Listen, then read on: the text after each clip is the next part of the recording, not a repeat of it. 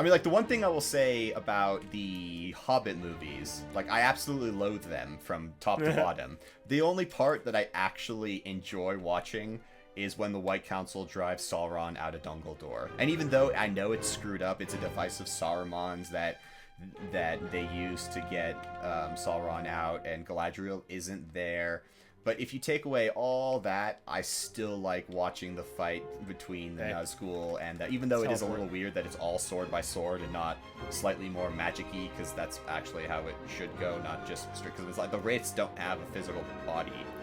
Yeah, like I want to see some magic. It's okay, Peter Jackson, to show me some magic stuff. Like, I promise you, no one's going to be disappointed by an overt display of magic by the magicians. Yeah, exactly. It isn't until... Wizards, I should say. Sorry, magicians is... No, yeah, the wizards. Not appropriate. Yeah, I mean, like, Saruman does wizard it up a decent amount, because, he makes those cool light shields around himself and uses his staff to stop the Wraith sword. So that makes sense. And I guess you could be like, well, Elrond's sword is magic wrought and has elven glyphs, so it will be able to counter the Wraith sword, even though the Wraith sword shouldn't be able to do anything because it's not real. But like, let's just take that as an aside. It's still really, I really enjoy watching that scene. It's pretty freaking cool. I don't really like how Galadriel though uses the vial that she gives Frodo she uses like that to banish Sauron in her hands. It's just like, okay, that's too much of a member berry to Lord of the Rings. You could have just done something different, or just have her hand explode light, because I mean, like, Gandalf does it in the Return of the King when he speeds out with Pippin to Pippin's up on the but he's trying to save Faramir's he's saving the retreat. He doesn't lift up his staff and the light comes out.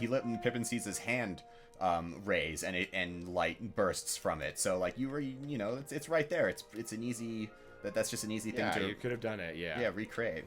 But as a whole, though, I really do like that scene. It's fun to watch. But the rest of The Hobbit is, well, mediocre garbage.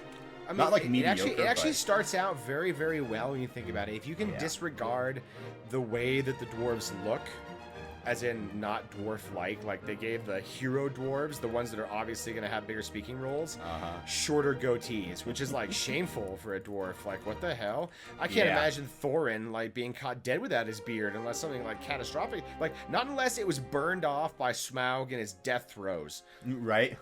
That's the only way I can see Thorin or any member of the company. And Thorin being so young too. I mean, like, why isn't he like 65? Why isn't the actor older? I mean, it's okay. They're old, crusty dudes. No, yeah, like, fuck, that's what stunt doubles are for. If you want them to fight, god damn. Yeah. Like, I mean, like, Thorin is the Ian McKellen to be fighting. Not really. Yeah. Thorin is the oldest member of the company, minus Gandalf, because he doesn't count. He's immortal technically. But he's the oldest member of the company. He's older than Balin, even though they're like, ooh, Balin is way older than you, apparently. What? That makes no sense. Well, I think Balin is always supposed to... the fact that he's older made no sense. And I think they were trying to really pull into the trope, like, Balin is the guy that explains things to us. Yeah. Therefore, it's better if he's older. He's the narrator. Sort of mentality. I don't necessarily have to agree with it, but I can understand their choice there. I think, but the fact that, like, there's the hot, sexy dwarves that have love interests that don't have long beards, and then there's a hero dwarf that doesn't have a beard. So it's just sort of weak. Give them all beards. Gimli was a hero dwarf and he had a beard, and you think that like detracted from his personality, character, or humor in his role? No. 9. Yeah. So irritates me. Yeah. Really grinds my gears. And like, another thing that bothers me about The Hobbit is how overexposed everything is.